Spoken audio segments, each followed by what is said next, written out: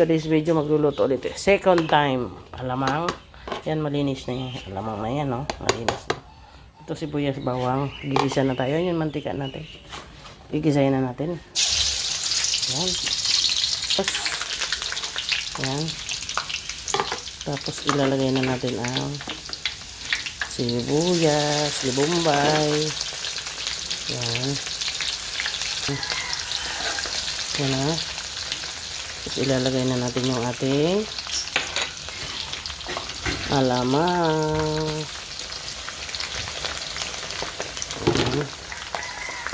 Alamang ilalagay na natin. Hinugasan ko yan. Hinigaan ko pa. Ano pa ba? Yan. Lulutuin natin siya sa may ng apoy. Ganyan ang pagluluto. Version ko to ha. Ewan ko sa version nyo. Yan. Yan. Ayan ang kita nyo. Ilalagay natin yung taba. Taba ng baboy. Yan lang. Isasawag natin dyan. Yan. Mamaya liliit din yan. Yan lang sinasawag ko. Bahala kayo kung ayaw nyo. Okay lang. Char lang. Char lang mga ka-cooking yan. Hina lang ang apoy natin para luto-luto yung alamang. Kasi may ilalagay pa tayo dyan. Ayan yung ating alamang. Diba? Dito yun naman. Ilalagay muna natin yung ating sili. Ayan. Siling haba at saka siling... Ay hindi, siling green. Sorry. Siling green at saka labuyo. Ilalagyan natin yan ng cubes. Ayan, cubes. Para naman malasa-lasa siya. Yan. Nakita nyo? Hindi pa yan mga kakukin. Kasi ano pa lang yan. Kumbaga, kailangan niya yung pagluto ng ganyan. Yan na lang. Maglalagay tayo ng konting mantika. Ay ano? Sorry. Again. Lagyan natin ng konting paminta. Para naman may mabang-bang. Yan. Ang ginagawa ko dyan mga kakuking, yung alamang, hinuhugasan ko yan ng mga siguro. Sabihin na natin na, maarte. Pero hinuhugasan ko yan talaga. Gusto ko yung malinis. Tatanggalan ko lahat ng mga dumi, kung ano mga shell na naiwan dyan. Tapos ang ginagawa ko, hinuhugasan ko mga 3 times, 4 times pa nga minsan.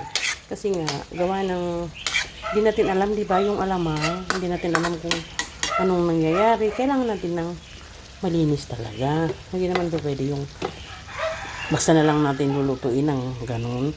Malinis ako pagdating sa pagluluto. Ganun ako kaarte magluto. Ngayon, tingnan natin ulit. Oh, may ebidensya na tayo. Lalagyan tayo ng gata. Ayan.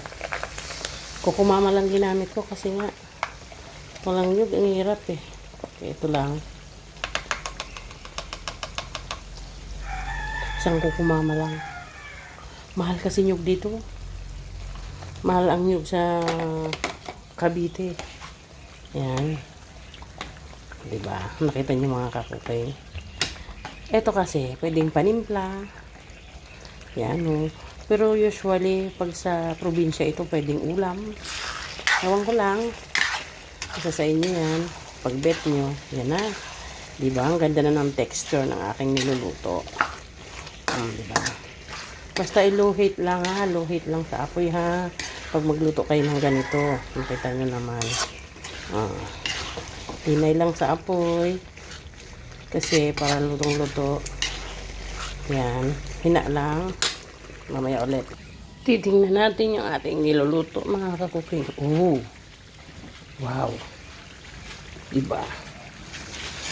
Oh. Ganda naman texture. Yan. Medyo dumikit na yung ilalim. Igilid na natin. Pero hindi pa siya luto. Mamaya pa. Kalma lang kayo. Sa mga gustong umorder, may pre-sample to. Char. Ito lang.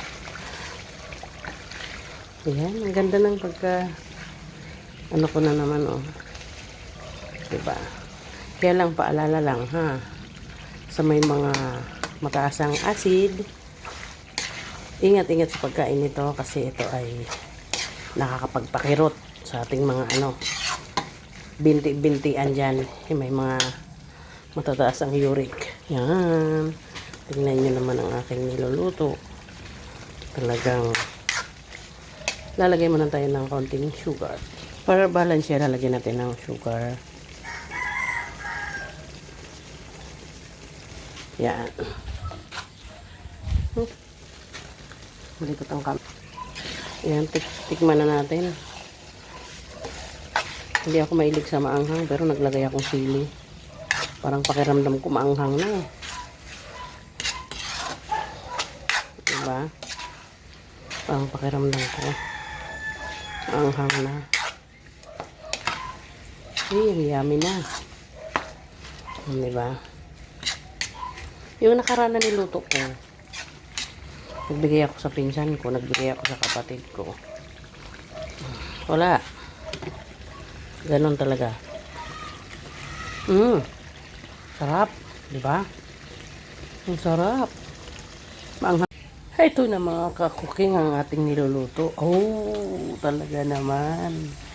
Oh, anong masasabi nyo? Diba? Luto na siya talaga. Ito yung tunay na. Luto na siya.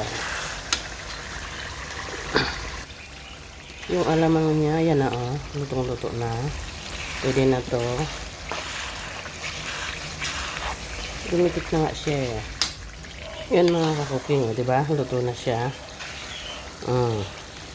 Kapatayin na natin to. Ay, sa mga gusto mag-order, order na kayo.